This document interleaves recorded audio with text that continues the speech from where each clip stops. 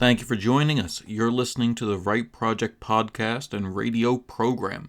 This is a show about writing and modern Newfoundland author culture. This program is produced and recorded at CHMR FM 93.5 FM in St. John's, Newfoundland and Labrador, and is aired on other great stations in the province and elsewhere in the country.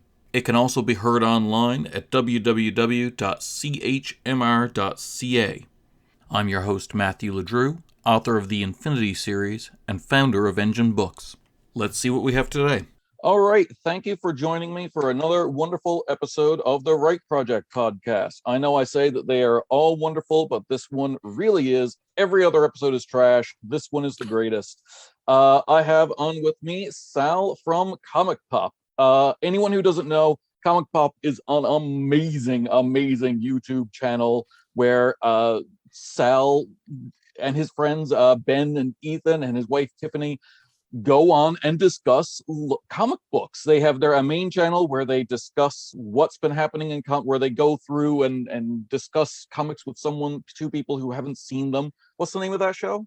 Back Issues. Back Issues. Thank you so much. They also have Comics Rec, weekly roundup off the rec. They have The Good, the Bad, and the Ugly, where they discuss things on a certain theme. All these amazing different sub-shows on ComicPop and ComicPopReturns.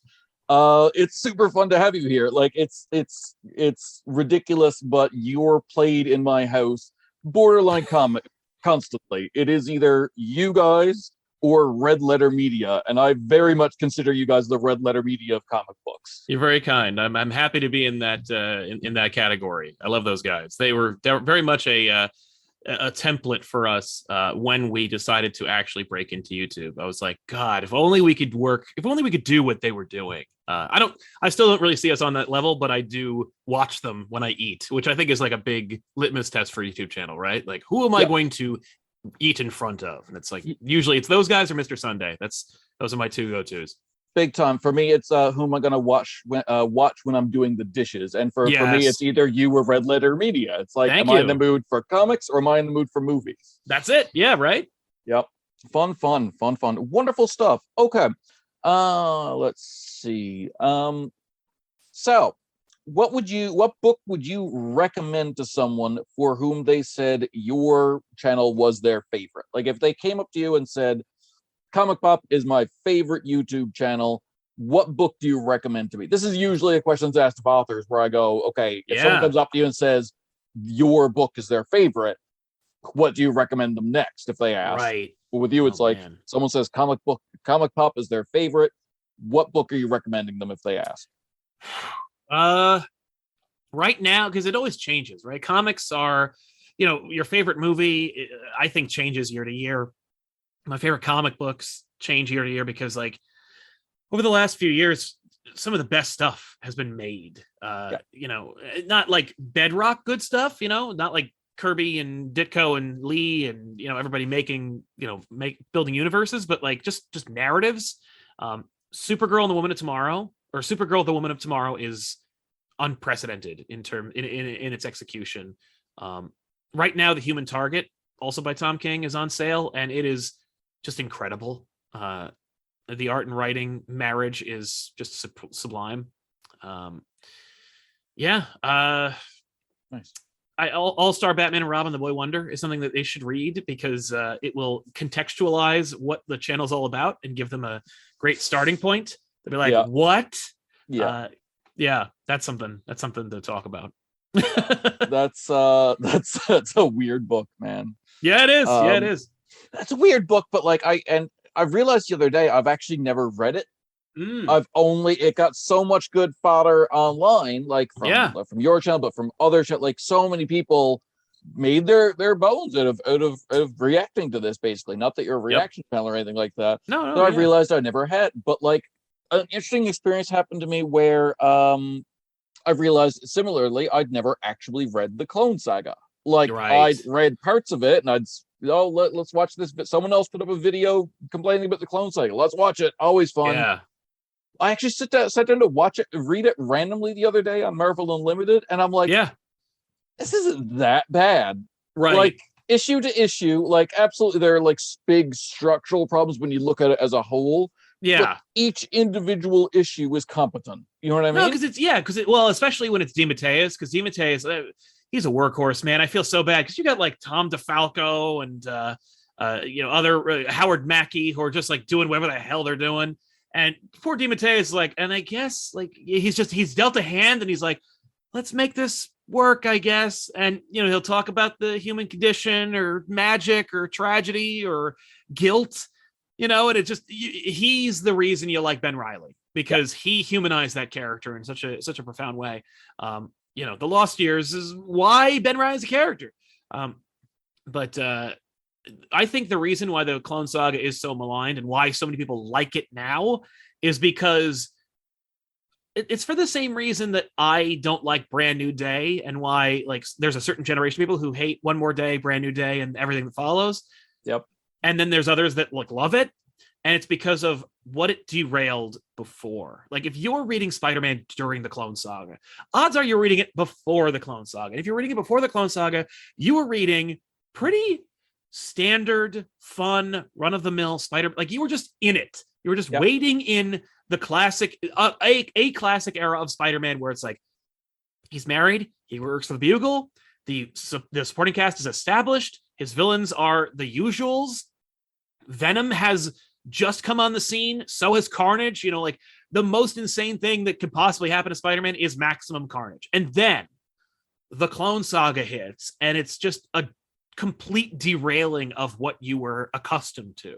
Yeah. You're just like having a good time. You're reading like, oh, what's going to happen next week? It's like, oh, Electro got like, he got really powerful for 3 issues for no reason. Like there's just stuff that happens and you're just part of the ride.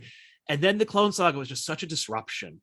Yeah. And because it was such a, and it could have been another weird chapter. It could have been another like 3 to 6 issue weird thing that happened to Spider-Man. Yeah. But it kept going, and they added the Scryers and Judas Traveler and his plucky band of who cares, and the Jackal returned, and he's got clones too, and the constant clonage, like all that stuff is so antithetical to what Spider-Man had been and what you were enjoying at the time that like it wasn't just that it's bad and it's unfocused and it's sprawling. It's also that it changed and disrupted what you were used to, and not for the better. Like you could be disrupted and be like, wow, I hate change, but this change is strange, painful, but ultimately good for me. Yeah. That is not what this was. Like getting Ben Reilly out of it was not worth it for me. I think you're right. I'm thinking about the times when I know the Clone Saga you've mentioned on the show before was when you got out, but like there's the times when I've been done, you know what I mean, with comics. Right, when you quit. Yeah.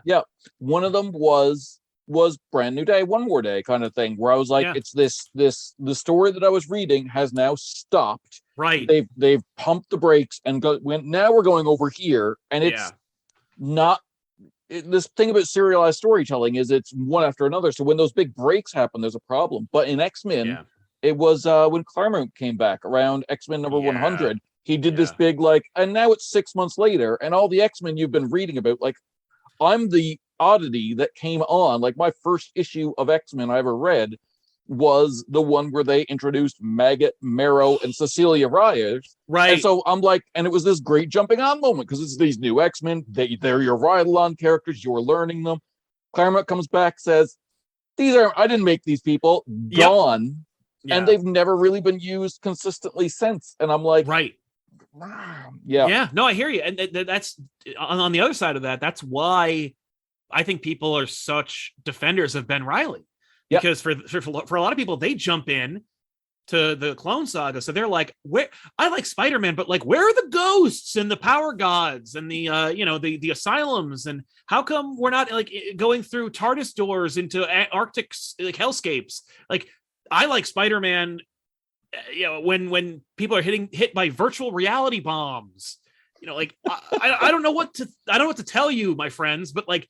That ain't Spider-Man. Like, that's such a weird, it'd be like if you were really like, if you were much older and you were like, I really miss when Spider-Man like had a 1-bedroom apartment and he just fought goblin or goblin adjacent characters like Hobgoblin and Jack-O-Lantern. And where's Puma? I don't know what to tell you, man, but it ain't like that no more.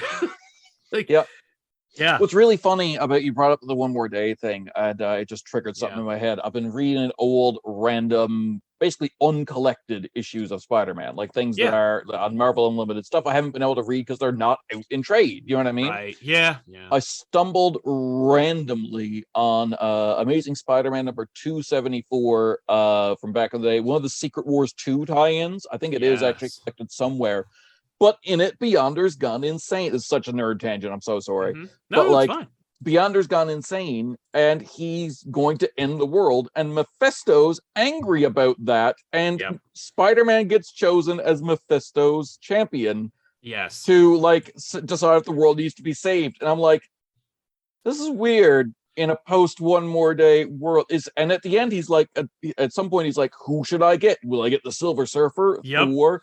And this is the moment when he gets turned onto the existence of Spider-Man, and Spider-Man wins when Silver Surfer and Thor would have lost. I'm like, man, you could back up like through the Nick Spencer run and all that. You could make a cogent. I'm not saying they should do this, or I wouldn't even like it. But you could back all the way up to this and be like, no, the contest with the Beyonder was still going all this time. And that's why that would be really cool. I'd be okay with that. I know they don't want to do that. And I know because like there's a weird thing at Marvel where like they want to lean on all the stuff that came before them. And they really want to like lean on like Jim Shooter era stuff, but they also don't want to give him the satisfaction. Yeah. So yeah, man. Yeah. Secret Wars 2 was a ride and a half. I'm so weird. I'm so proud of that episode. I'm so glad we did that one. I was like, let's do that. And like, talk about writing and planning. I was just like, Secret Wars 2? Yeah. So I just sat down and reread it all. I'm like, oh, what the hell? And then, and then the next day did it. And I'm like, there we go. And it was a really, and that was one of those things where the YouTube analytic thing is like, well, it's January. Nobody's watching anyway. And it was like a really big hit for us. And I'm like, yes. And that's why I trust my gut or my laziness. I mean, I'm never sure how the YouTube stuff works, and where this is for radio mainly. YouTube's just the archive. I don't think about that a whole lot, but like, I don't know. There's a whole bunch of Secret Wars. Like, is that going to be Marvel's big new rumor coming out? So I could see it getting some stuff because of that. Like, just getting caught up in the algorithm of people searching the word Secret Wars. You know what I mean? Exactly. Yep. Yep. Yeah. No. I think that Secret Wars movie is the next end game. That could be fun. Fun. Yeah. Well, it'll be a crowd pleaser. All right. That has been wonderful. Thank you so much, Sal. I'm gonna segue over to a bunch of different questions, if that's okay. So these are the ones that we ask everyone. Sal, from ComicPop, what does success look like to you? I find that with writers, we're always moving the goalposts, and I find this with a lot of YouTubers I follow too, where it's like, it's like, oh, when you get to 100,000 subscribers, or with writers, when you get your book published, but then when it becomes a bestseller, but then when it gets a good critical rating, or you know what I mean? Like, you're always moving the goalpost. What's the goalpost for you? What's success look like?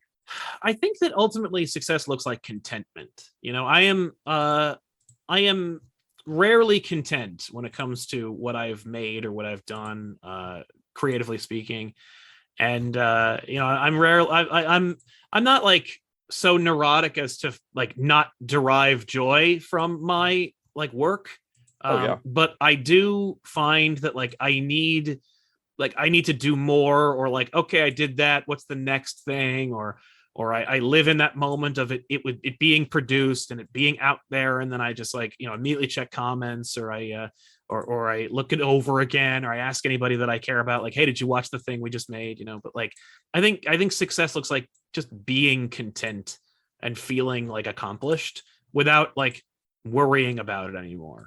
Just being like, I made this and it's out there, like we make this thing and we try our hardest and we do that, and it's out there and there it goes, and people will react how they're going to react. And I don't care one way or another about like how that feels, like I think that's what success looks like. And unless you mean like, what does success look like in terms of like, what is the goal? Like, what's the end game? Because at the end of the day, it's a very different answer to that question. What is the answer to that question? Because to that question, it's like success looks like because I love what I do, and I'm thrilled. I'm pleased as punch to do it, and I'm very happy to keep doing this. And people have asked me this question, like, what's next? What do you want to do next? And I'm like, I'm good.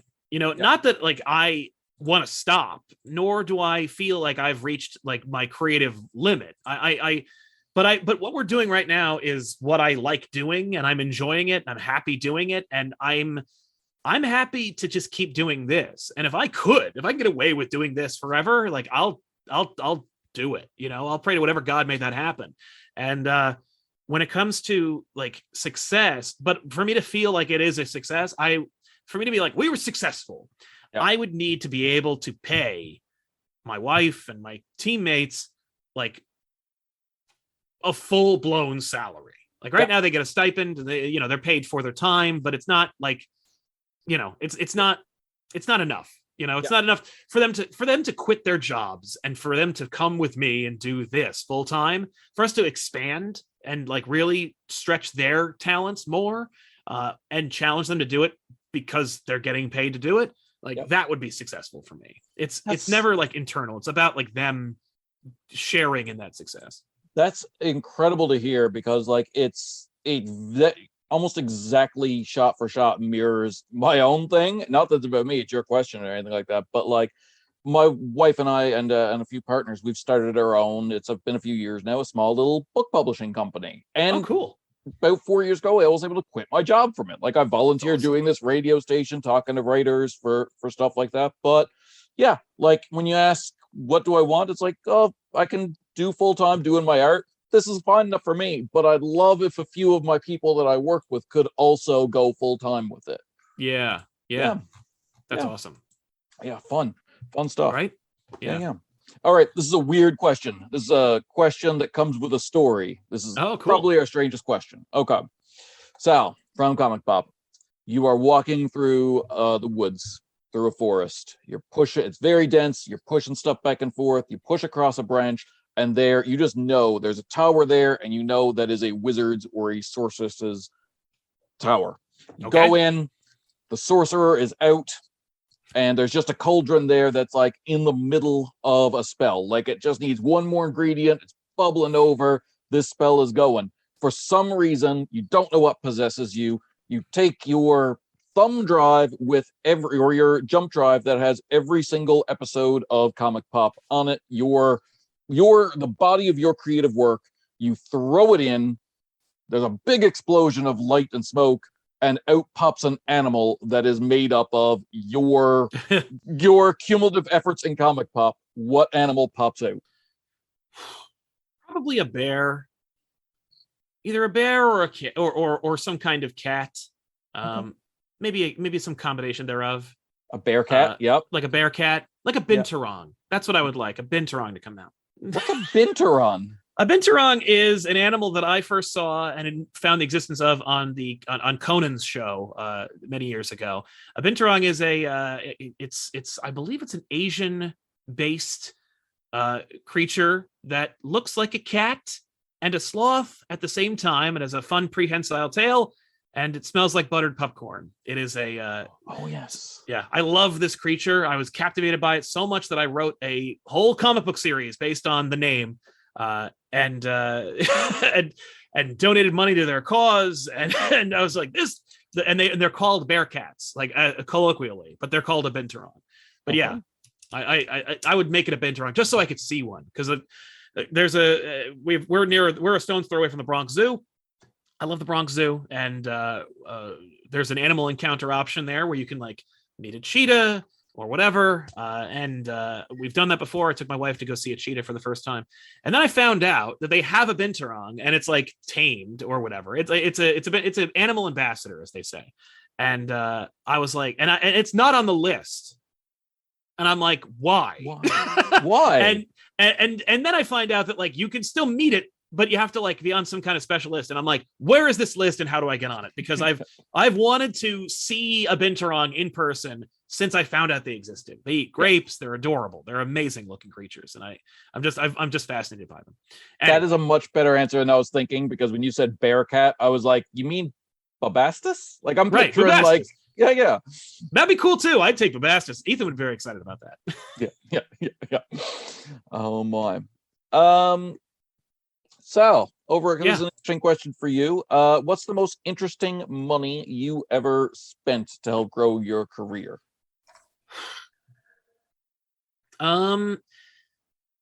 We okay, so we shoot on a an old Panasonic digital 4K camera Nice. for back issues and for most of our shows. Actually, for the main camera, we use that. We used to shoot on SLRs, and well, actually, we shot on like the Sony Handycam from like forever ago, and then we immediately jumped up to SLRs. Which, if you're not familiar, if you're filming, only have like a certain amount of filming time allowed. You can't just film continuously. It'll cut off after like, I think back then it was 8 minutes, but now it's like 20 something minutes.